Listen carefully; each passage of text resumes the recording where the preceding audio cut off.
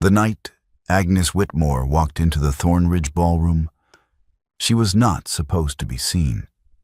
She had spent 7 years learning how to move through that house without disturbing the air.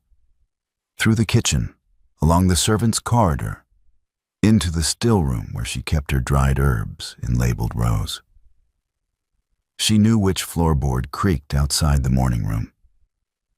She knew to set her bag down quietly when the housekeeper was resting. She had made herself, in that house, as necessary and as invisible as the lamps. But tonight the lamps were burning 300 candles, and Lady Serena Hale was standing at the center of the room in ivory silk. And Edmund Calloway, Duke of Thornridge, 31 years old, the man Agnes had loved since she was 19, was raising a champagne glass in a toast that would seal his engagement before the entire county. Agnes was wearing blue wool and her mother's garnet pin. She had come through the servants' entrance, as she always did. She had told herself she came for the music. She had lied to herself, and she knew it. And she stood in the doorway, with the cold October air still on her shoulders, and watched Edmund's face as he looked at Serena. And the discipline that had held her silent for 7 years simply gave way. The way a joint gives way when it has been asked to bear too much for too long. She stepped forward. Not to the center, halfway. Into the light. Her voice carried the way it carried in a sick room, trained to cut through noise and panic and reach the person who needed to hear it clearly. I loved you for 7 years. The room went silent. 300 candles, 200 guests. The clink of a champagne glass set down with controlled force somewhere to her left. Edmund turned. His hand still held Serena's. He looked at Agnes. Blue wool, garnet pin, the woman who had sat at his kitchen table and corrected his Latin and argued about drainage and saved his tenants' children and never once walked through his front door. I know, he said. 2 words. Serena's fingers in his eyes on Agnes. He knew. He had always known. And he had chosen the woman who did not require him to fight. Agnes nodded. Once. The precise, controlled nod of a woman who had expected this answer because she had decided 7 years ago that this was the only answer possible. Then I was right not to ask. She turned. She walked out, not through the servants' entrance, not through the corridor where she had spent 7 years learning to disappear. She walked through the front door, the first time she had ever used it. The October air hit her face, and she kept walking, and behind her she heard Serena's voice, low and careful, asking Edmund a question. Who is she? Edmund was looking at the front door, the one Agnes had never used, the one she'd just walked through for the first and last time. She is... He stopped. He stood there, Serena's hand in his, 300 guests watching him, and he did not have a word. Friend was wrong. Healer was incomplete. Companion covered the surface of 7 years and left everything beneath it in unnamed. He stood in the center of his own ballroom and could not produce a single word for the woman who had just walked out of his house through the front door. And the silence where the word should have been was more honest than anything he had said all evening. Serena read his face. Her fingers loosened around his, not quite a release, more like a question she had not yet decided to ask aloud. Agnes was at her father's cottage by 10:30. Not her own rooms. She had rented 2 rooms above the chandler's shop since her father died 3 years ago. But the cottage where she had grown up, which still held his instruments, his ledgers, his dried specimen jars lined along the window shelf. She had a key. She had been meaning to clear the place for months. Tonight she began. She pulled the medical trunk from under the bed and started packing. Bone saw wrapped in oilcloth, forceps in their leather roll. The glass-stoppered bottles of tincture she had mixed herself and stored here because the cottage had a north-facing window, and tinctures kept better away from sun.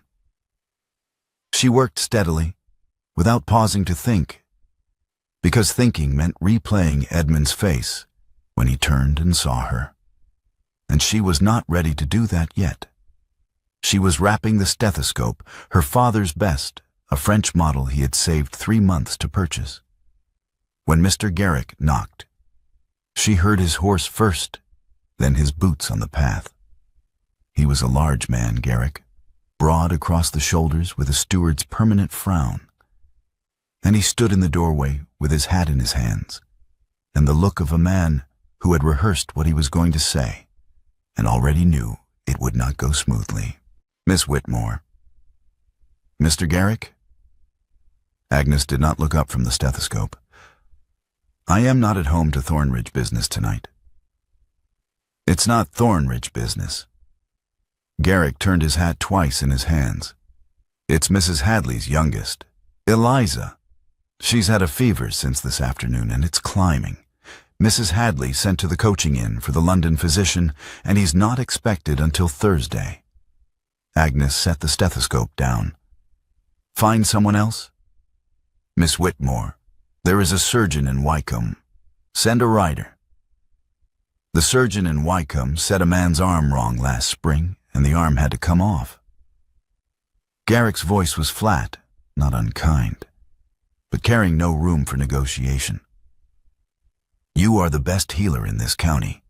You know it, and I know it, and Mrs. Hadley knows it. The girl is 8 years old, and her temperature was 102 when I left. Agnes looked at the half-packed trunk, at the stethoscope in her hands, at the wall where her father had hung his degree certificate. The paper now yellowed at the edges, the ink still dark. I made a spectacle of myself at his ball tonight, she said. The whole county will be talking by morning. The whole county can talk about whatever it likes, Garrick said. I am talking about an 8-year-old girl with a climbing fever. Are you a healer, or aren't you? The question landed exactly where he had aimed it.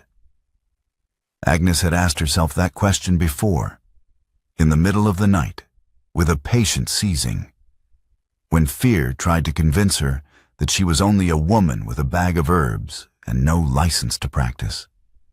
She had always answered it the same way her father had taught her to answer it, by picking up the bag. She set the stethoscope aside, not in the trunk, but on the shelf. She picked up her medical bag. She checked it: willow bark, fever powder, the small thermometer, the cloth for cold compresses, and walked past Garrick into the night. She did not go back to finish packing. Not that night. The morning room at Thornridge was a room designed for comfortable conversations, with pale yellow walls and a fire that burned even in October. It did not look like the kind of room where a man's future was decided for him. Edmund sat in the chair by the window and watched Earl Hale take the chair across from him with the unhurried confidence of a man who had decided the conversation's outcome before he arrived. Hale was not a cruel man. Edmund had always respected that about him.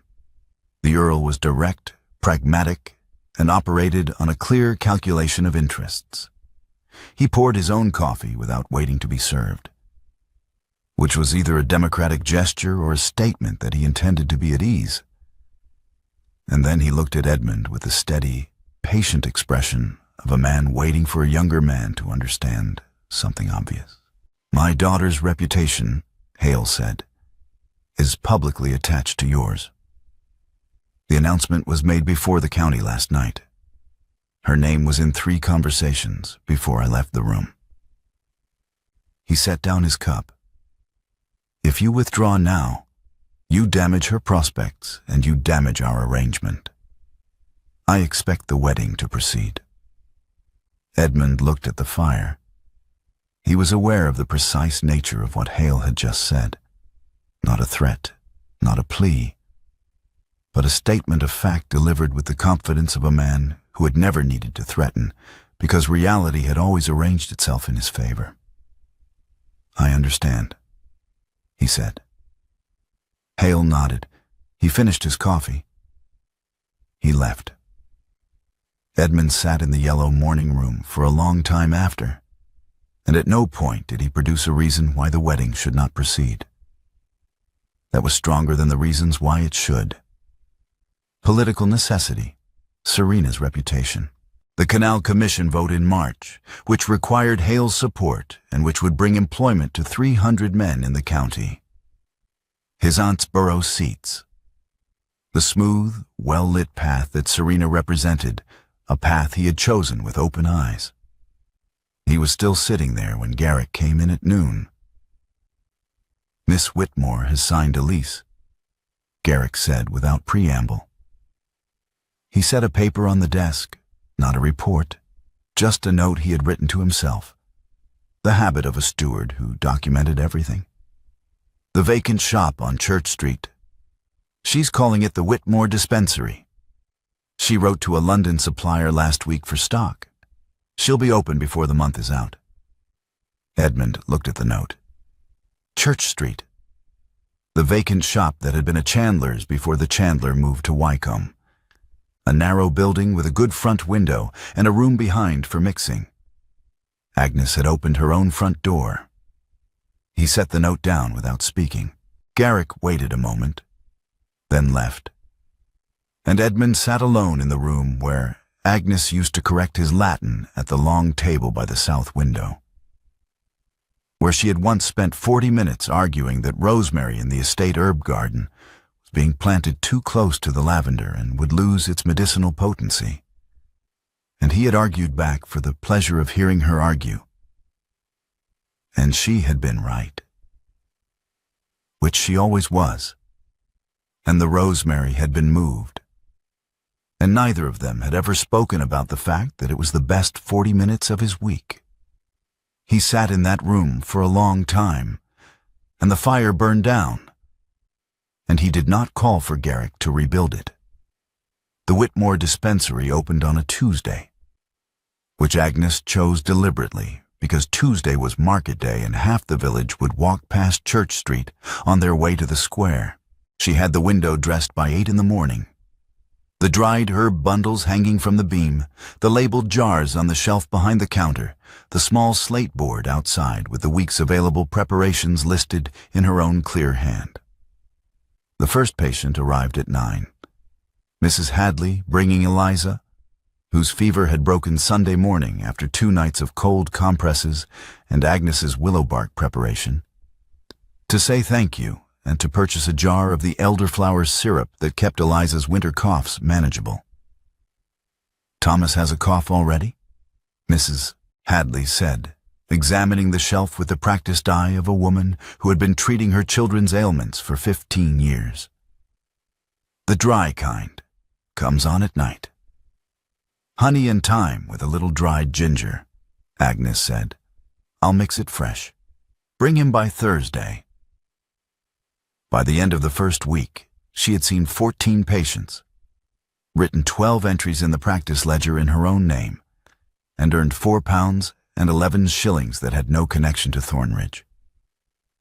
She ordered a second shipment from the London supplier, dried valerian root, oil of cloves, a bolt of the fine muslin she used for poultice wrapping, and signed the order in the name she had put on the door.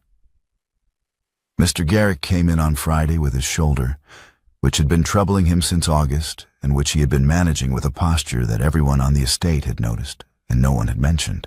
He stood in the doorway of the dispensary for a moment, hat in hand, looking at the jars on the shelf with the expression of a man taking stock of a situation he had helped create.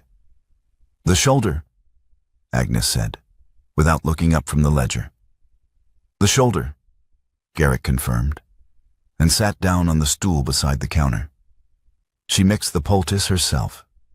Comfrey root, arnica, a small addition of capsicum that she warned him would burn before it eased, and applied it while he sat very still and looked at the wall with the expression of a man enduring something he deserved. "The dispensary suits you," he said, when she was tying off the bandage. It does, Agnes agreed. His Grace asked after the fever cases, whether they had all recovered. Agnes tied the last knot. They have. Mrs. Hadley's Eliza is well. The other 2 children I saw last week are improving. He'll be glad to hear it.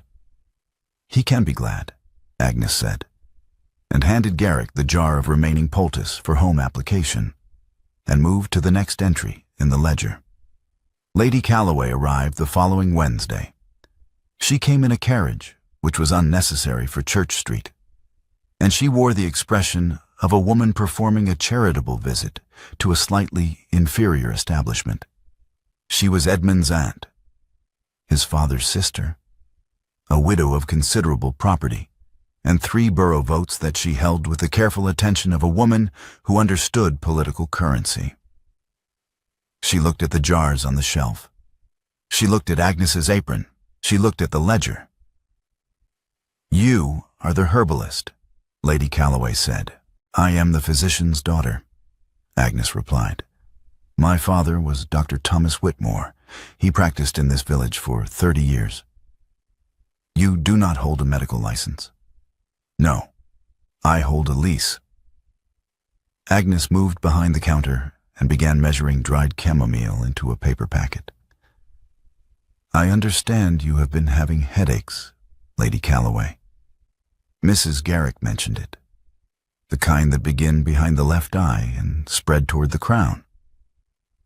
Lady Calloway's expression shifted slightly. I did not come here to discuss my headaches. You came to assess me, Agnes said. I understand. You're welcome to do so. While you're here, your tenant Mrs. Bartlett has been unable to walk for 2 months. You told her the gout was a condition of age and she should endure it.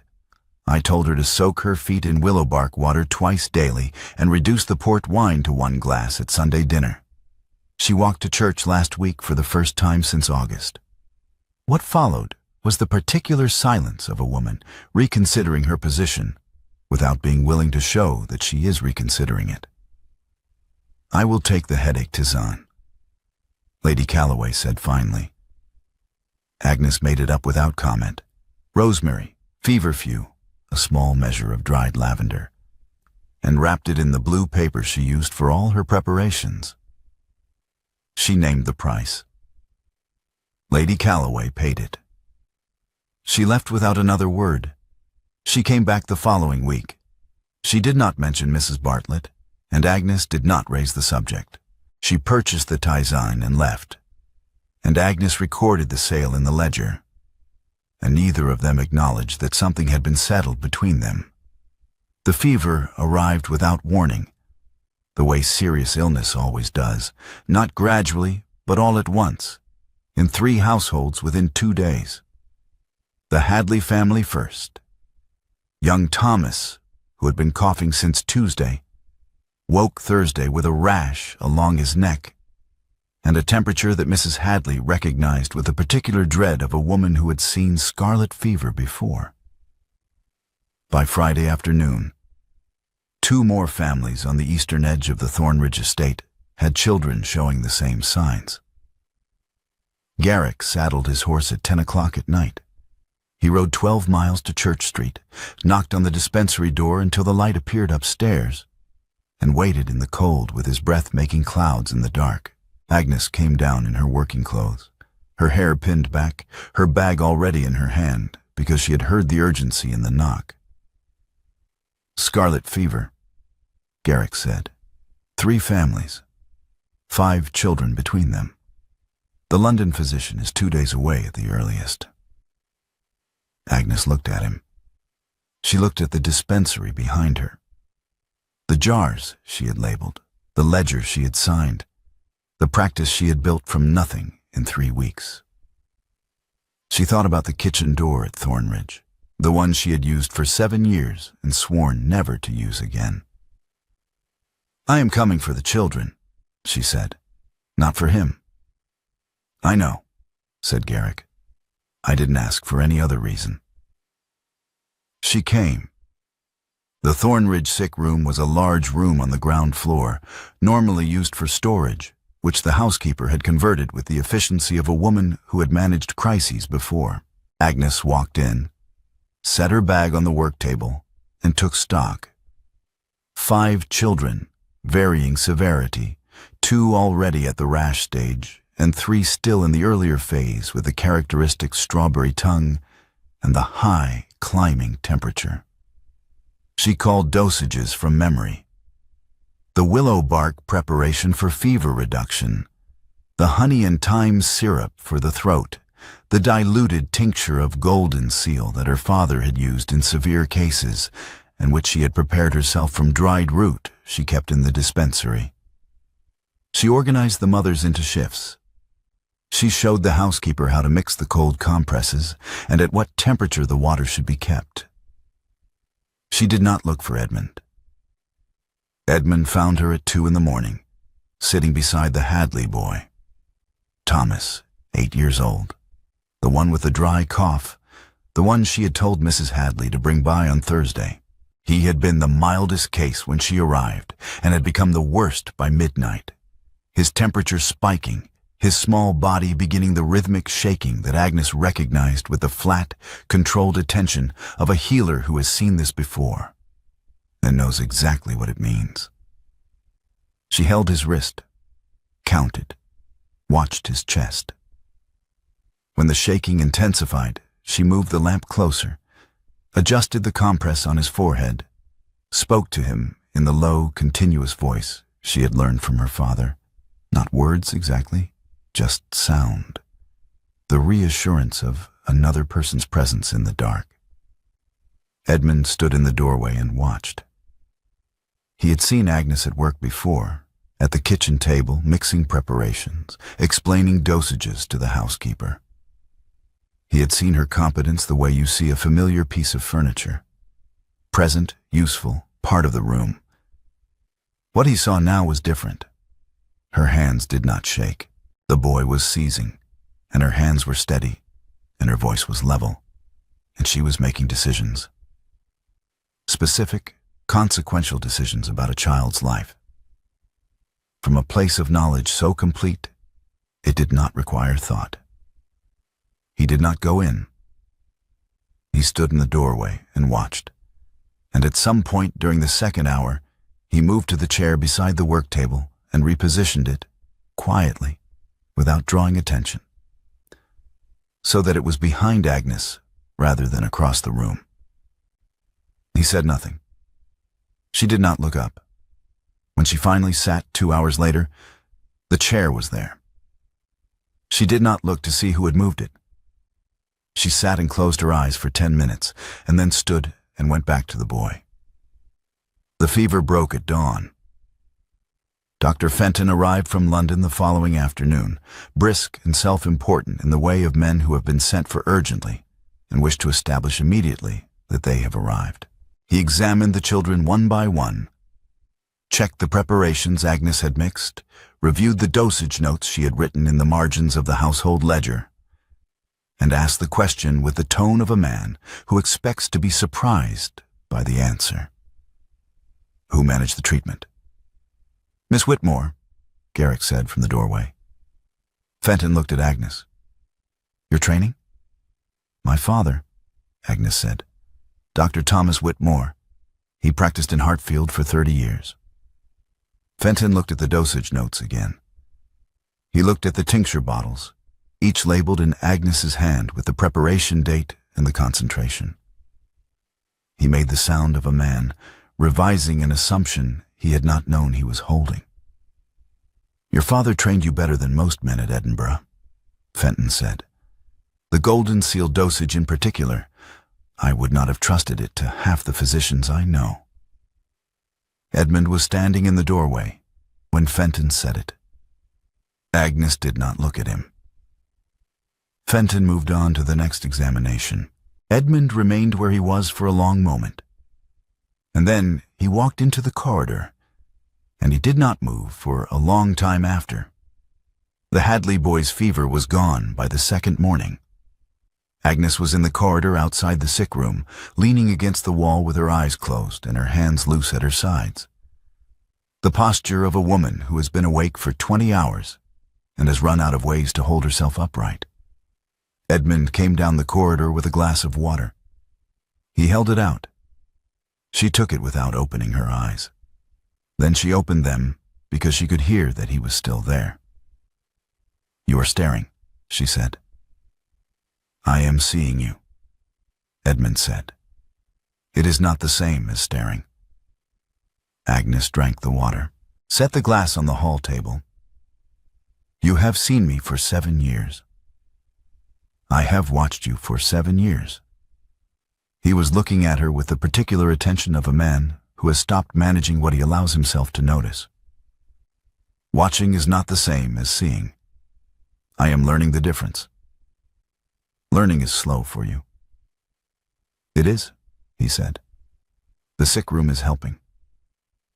She looked at him, the careful, assessing look she gave patients when she was deciding whether the crisis had passed or simply paused. Whatever she found, she did not speak it aloud. She pushed off the wall, picked up her bag, and went back in to check on Thomas Hadley. Edmund stood in the corridor with the empty glass in his hand. Serena came to the dispensary on a Tuesday, which Agnes noticed because it was market day, and Serena could not have chosen a more public moment if she had tried. She came alone. No maid, no carriage waiting at the door. In a dark green walking dress that was considerably finer than anything else on Church Street. And she stood at the counter with the composure of a woman who has rehearsed this conversation and intends to have it regardless of how uncomfortable it becomes. "He chose me," Serena said. "I know you loved him.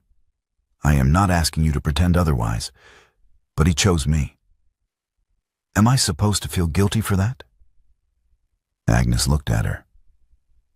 Serena was 22, and not what Agnes had expected, not triumphant, not cruel, but genuinely bewildered, the way a person is bewildered when they have followed all the rules correctly, and the world has still produced a mess. "No," Agnes said. "He chose you because choosing you was the easier path. That is not your fault." "Then why didn't you say something?" Serena asked. "You had 7 years. 7 years of kitchen tables and herb gardens and arguments about, what was it, rosemary? You had 7 years and you never once told him."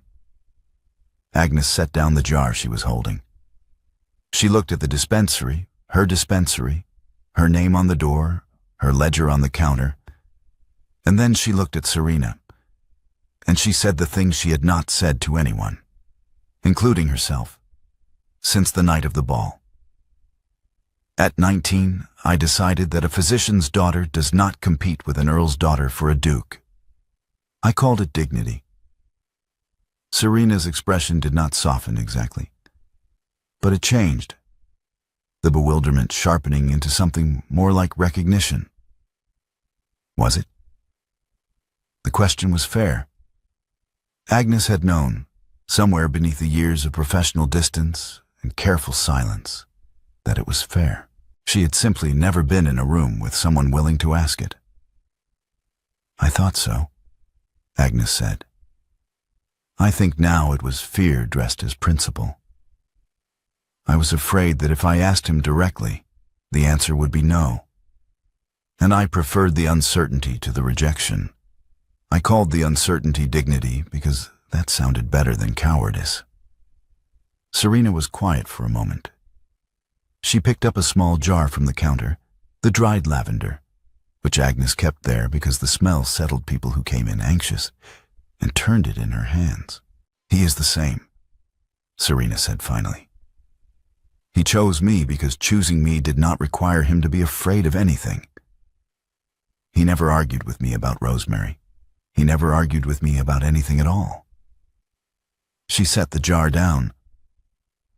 "I used to think that was because we were well suited. I understand now that it was because he was not paying attention." Agnes looked at her.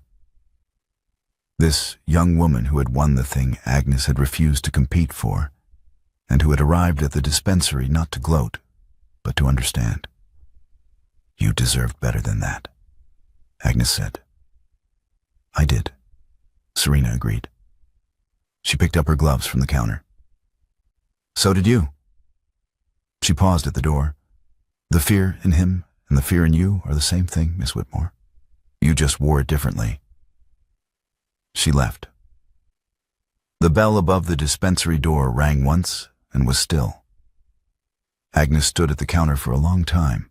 She had built a wall 7 years ago and called it wisdom. And Serena, 22 years old, arriving on market day with the courage to ask a fair question, had just shown her exactly what the wall had been made of. That night, after closing, Edmund knocked. She heard his knock and knew it. She had heard him knock at the kitchen door of Thornridge often enough to recognize the rhythm. She crossed the dispensary in the dark, the familiar smell of rosemary and dried herbs around her, and opened the door. He came in. She stepped back. They stood on opposite sides of the counter, her workspace, her territory, the practice she had built without him. And neither of them spoke for a moment. "Serena came today," Agnes said. "I know. She told me." Edmund looked at the jars on the shelf, the labeled rose, the ledger open on the counter. "She asked me why I never argued with her. I told her I did not have a reason to argue. She was always agreeable. She told me that was the problem." Agnes said nothing. "I broke the engagement this afternoon," Edmund said. "I told her the truth. She asked if it was you. I said yes. She said she had known from the first dinner that I argued with you about Rosemary for 40 minutes and had never argued with her about anything." He paused. "She said she deserved a man who argued with her. She's right about that." Agnes looked at the counter between them. 7 years of shared evenings and kitchen tables and arguments about botany, separated by 2 feet of oak and every assumption she had made at 19 and called wisdom. Edmund leaned forward slowly. He placed his forehead against hers. Agnes felt the warmth of it, the specific, particular warmth of a person who has been close to you for years and is finally, for the first time, actually touching you. She put one hand flat on the counter. He placed his over it. They stood there, foreheads together, hands layered on the oak between them, breathing in an apothecary that smelled like rosemary, and the beginning of something neither of them had a word for yet. Earl Hale withdrew from the Canal Commission. Edmund said quietly, against her temple. "I know," she said. "Lady Calloway wrote yesterday. She is withdrawing her borough support." "I know," she said again. "I read both letters," Edmund said. "I set them down. I did not call for Garrick." Agnes lifted her head.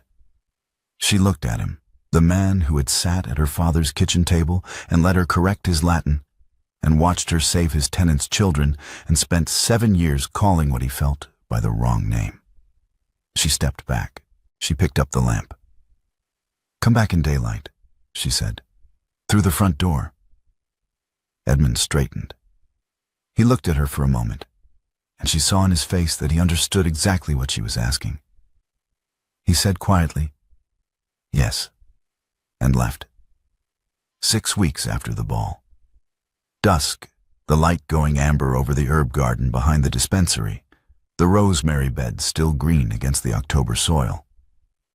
Agnes was cutting the last of the season's growth, not for drying, just for the occupation of her hands. When she heard the bell above the front door of the dispensary ring, she heard him come through the shop and out the back door into the garden. She did not turn around. "You came through the front," she said. "I have been entering through the wrong door for 7 years," Edmund said. Agnes turned then. He was standing at the edge of the garden in the day's last light, in daylight. where anyone walking past on Church Street could see the Duke of Thornridge standing in a healer's herb garden. Why are you here, Edmund? Because Dr. Fenton told me your tincture for the Hadley boy was the most precise dosage he has seen outside a teaching hospital, Edmund said. Because Garrick rode 12 miles in the dark to find you and did not consider anyone else. Because I stood in that doorway and watched you hold a seizing child and your hands did not shake. And I understood, standing there, watching you, that I have spent 7 years sitting beside the most remarkable woman I have ever known, and I called it friendship because calling it love meant fighting for it. Agnes looked at him.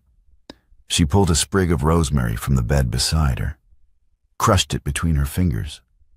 The scent rose between them, sharp and clean, the smell that had been present at every argument, every late evening, every moment across 7 years when she had known what she felt and chosen silence. That is a fine speech, she said. You are good at speeches. You made one at the ball when you toasted Serena. Agnes, no. Her voice was steady, the way it was steady in a sick room, trained and deliberate. You will hear me now. I loved you for 7 years. I came to your house through the kitchen door. I treated your tenants' children and your housekeeper's rheumatism and your own fever 2 winters ago when you were too stubborn to rest. I sat at your table and argued with you about comfrey and drainage and whether Hartfield needed a proper dispensary. And I never told you what I felt. Because I decided at 19 that a physician's daughter does not ask a duke to love her. I called it dignity. Serena called it something else. She may be right. She is right, Edmund said. Do not agree with her to flatter me. I am not flattering you. He took a step into the garden. You were wrong, Agnes. You decided I would reject you without giving me the chance. You built a wall and called it wisdom, and I never climbed it because climbing it would have cost me something. My aunt's approval, Hale's support, the county's good opinion. You were wrong to build the wall. I was wrong not to climb it. We were both cowards. Different kinds. Same result. Agnes was quiet. The rosemary was still in her hands, the scent of it everywhere. He was right. She had known he was right, from the moment Serena asked her the fair question in this very shop. Had known it and been carrying it since. The weight of an assumption that had hardened into identity over 7 years. We are both fools, she said. Yes, he said. Different kinds. Same result. She looked at him, and then she looked at the dispensary behind her, the jars she had labeled, the patient's ledger, the practice she had rebuilt from nothing after the ball. She looked at what she had made without him. I built this, she said, after the ball, without you. I signed a lease. I ordered stock from London. I treated Mrs. Hadley's children and Mr. Garrick's shoulder and Lady Calloway's headaches. And I did it with my name on the door and my own money in the ledger. I am not coming back to Thornridge as someone you rescued. I am not rescuing you, Edmund said. I am asking to be part of what you built. Agnes looked at him. The distinction mattered. She let it settle. What do you want? She asked. I want to walk through your front door, Edmund said. Every day, in daylight, where anyone can see. He held her gaze. I know what it costs. Lady Calloway's votes, the Canal Commission. My aunt will not attend the wedding. The list is real. Every item on it is real. And not one item on that list equals the sound of your voice arguing with me about comfrey at 3 in the morning while my fever broke. That is sentimental. It is the truth. I have been rational for 7 years. Rational chose Serena. Rational was wrong. Agnes looked at him for a long moment. Then she said, You said, I know, at the ball. while holding her hand. What did you know? Edmund did not look away. That you loved me. That I loved you. That I was choosing the path that did not require me to be brave. He paused. I said I know because I wanted you to understand that I was not ignorant. I was afraid. That is worse than ignorant. Yes, he said. She was still holding the rosemary. She looked at it. The herb they had argued about for 7 years, the one she had moved in his garden and been right about, the one that grew in her dispensary beds, now under her own authority. She held it out. Edmund took the other end. They both held it between them. She pulled. He did not let go. She pulled harder. He stepped closer, into the garden, into the last of the amber light, and the rosemary bent between them, but did not break. She let it go. She took his face in both hands, her hands cracked from lye soap, competent from 7 years of healing, and kissed him. Not gently. The kiss of a woman who has waited 7 years and has finished waiting. When they parted, she was still holding his face. He was looking at her with the expression of a man who has just stopped being afraid and is not yet accustomed to the feeling. You taste like my tisane, she said. I drank it before I came. His hands had found her wrists, holding them gently. For courage. The tisane is for headaches. It worked for both. Agnes lowered her hands. She looked at the garden, the dispensary, the last of the daylight going. I will not enter Thornridge through the kitchen door again, she said. If you want me in your house, I walk through the front, in my own clothes, with my own name, as a healer. I would not ask you to be anything else. You asked me to be your quiet companion for 7 years. The blow landed. Edmund absorbed it without flinching, which was itself a kind of answer. I did, he said, and you agreed, because you were as afraid as I was, afraid that asking directly might give you a no, and you preferred the uncertainty to the risk. Agnes was quiet. She knew he was right. She had always known it, at the level where knowledge lives before it becomes words. Come back tomorrow, she said, through the front door, with your Latin dictionary. I have tincture labels that need correcting, and your handwriting is better than mine. My Latin is better than yours. Your Latin is adequate, Agnes said. Not good, adequate. I will improve. You will practice. She picked up her cutting basket. And Edmund, when Lady Calloway comes to inspect the situation in person, which she will do within the fortnight, I will serve her the rosemary tisane that cured her headaches. She will have to choose between her pride and her comfort. I am betting on the comfort. Edmund looked at her, the woman who had just kissed him in a herb garden after 7 years of silence, and was already planning her tactical approach to his aunt. He laughed. The sound of a man who has stopped carrying the weight of his own rationality. 3 weeks after the herb garden. Morning. Agnes was at the dispensary counter before 8, grinding the comfrey root for Garrick's shoulder. The shoulder had improved considerably, but the cold was settling into it, and he would be in before noon, she knew, because he always was when the temperature dropped. The bell above the front door rang at 9:30. Mrs. Hadley came in with young Thomas, who was holding a handkerchief to his nose with the resigned expression of a child who's been told he is not dying, but does not entirely believe it. Agnes looked up from the mortar. The cough again? She asked. Worse this week, Mrs. Hadley said, settling her basket on the counter. And now his nose. The honey and thyme syrup, and I'll add a little elderflower for the congestion.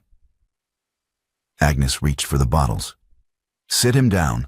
I'll mix it fresh. She was measuring the elderflower when the bell rang again. Edmund came through the front door. The bell above it rang clearly, the same bell that rang for every patient, every delivery, every customer on Church Street. And he walked in with his hat in his hand and his coat carrying the cold of the morning.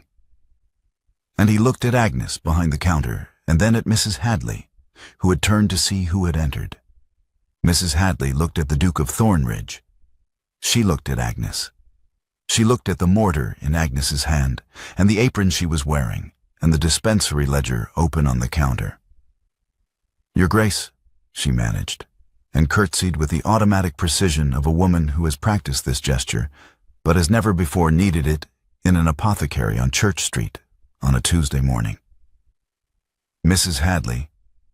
Edmund nodded. "How was Thomas's cough?" "Better, Mrs." Hadley said, still processing the situation. "Miss Whitmore's syrup is working. Miss Whitmore's syrup usually does." Agnes did not look up from the mortar. "The poultice for Garrick's shoulder needs 10 more minutes. Sit." A beat of silence. Edmund sat down on the wooden stool beside the counter. In his coat, on an herbalist's stool, in a dispensary on Church Street, in the village, in daylight, where Mrs. Hadley was watching him with her mouth slightly open, and young Thomas had forgotten entirely about his handkerchief. Mrs. Hadley watched this for 3 seconds. She picked up her basket. She paid for the syrup she had not yet received. Agnes wrapped it quickly and handed it across. And she left with her mouth still open and the particular expression of a woman who knows that the village will hear about this before noon, and who intends to be the one who tells it. Agnes set down the pestle. "You sat. You told me to sit." Most dukes do not take orders from herbalists. Most herbalists did not save 3 children from scarlet fever last month. He looked at the shelves, the jars, the morning light coming through the front window onto the dispensary floor. Dr. Fenton wrote again. He wants to discuss a formal referral arrangement. Dr. Fenton can discuss a formal arrangement when Dr. Fenton stops calling me the herb girl in his correspondence. He called you the most capable practitioner in Hertfordshire in his second letter. In his second letter, Agnes said. His first called me the herb girl. I have a very good memory. You have a perfect memory, Edmund said. It is one of your less restful qualities. She almost smiled. Not quite, but the architecture of 7 years of professional distance shifted in her face. A door unlatching. "Come back this afternoon," she said. "I have the new tincture order to label, and your Latin will be useful." "Adequate," Edmund said. "Adequate," Agnes agreed. "But adequate is what I have." Midsummer. The Thornridge estate, but not the ballroom. The kitchen garden, which Agnes had redesigned over the preceding weeks, with the methodical precision of a healer who understands that good medicine begins with good cultivation. Lavender in the south beds, where the light was strongest. Comfrey along the north wall, where it could spread. Sage and thyme in the rows nearest the dispensary door, which opened now onto the village road with its own entrance, separate from the estate's main approach, with a painted sign above the lintel, Whitmore Dispensary. Agnes was pressing the last rosemary into the bed when Edmund arrived with a letter. "Dr. Fenton," he said. "He is recommending you to the county hospital for consultation cases, formally in writing, with his name attached." Agnes sat back on her heels and looked at the letter. Fenton's handwriting was precise and slightly pompous, which matched the man. She read the relevant sentence twice. "He still begins with the practitioner," she said. "Not Miss Whitmore, the practitioner. He ends with, whose competence in fever management exceeds that of most physicians I have consulted in the southern counties," Edmund said. "I thought the ending outweighed the beginning." "I will consider it." Agnes stood, brushing soil from her apron. The dispensary opens in an hour. I know. I am here to carry the heavier jars. You are here because you like watching me work. Both, Edmund said. Both are true. She looked at him, standing in the medicinal garden she had planted, with Fenton's letter in his hand and soil on his boots from walking across the beds to reach her, which he had done without noticing or caring. She took his hand. Soil on her fingers, ink on his. The marks of two different kinds of work, held together in the midsummer light. Walk me through the front door tonight, she said. Thornridge, for dinner. Lady Calloway is coming. Lady Calloway has not confirmed. Lady Calloway is coming, Agnes said, with the certainty of a woman who has been managing difficult cases for 3 years. She wants to assess the situation in person. She will arrive at 7, and she will sit across from me at dinner, and she will have a headache by the second course because she always does when she is concentrating very hard on being disapproving. Agnes picked up her basket. I will serve her the rosemary tisane. She will have to choose between her pride and her comfort. And you are betting on the comfort. I am betting on the comfort, Agnes confirmed. I have been treating her headaches for 4 months. I know which way that calculation goes. Edmund laughed, the easy, unguarded sound of a man who has stopped performing composure, the laugh she had heard only rarely across 7 years, and now heard most mornings when he came through the front door of the dispensary, and sat on the wooden stool and argued with her about Latin labels and the correct dosage of valerian. They walked toward the house together. The dispensary bell would ring in an hour. The front door of Thornridge was ahead of them, wide and well lit in the midsummer afternoon. Agnes walked toward it in her working clothes, with soil on her hands and the smell of rosemary on her fingers. And she did not wipe her hands clean before they reached the door. And Edmund did not ask her to. She walked through the front door of Thornridge for the second time in her life. The first time she had walked out alone, in October, in the dark. This time she walked in daylight, with his hand in hers, and the house was full of light.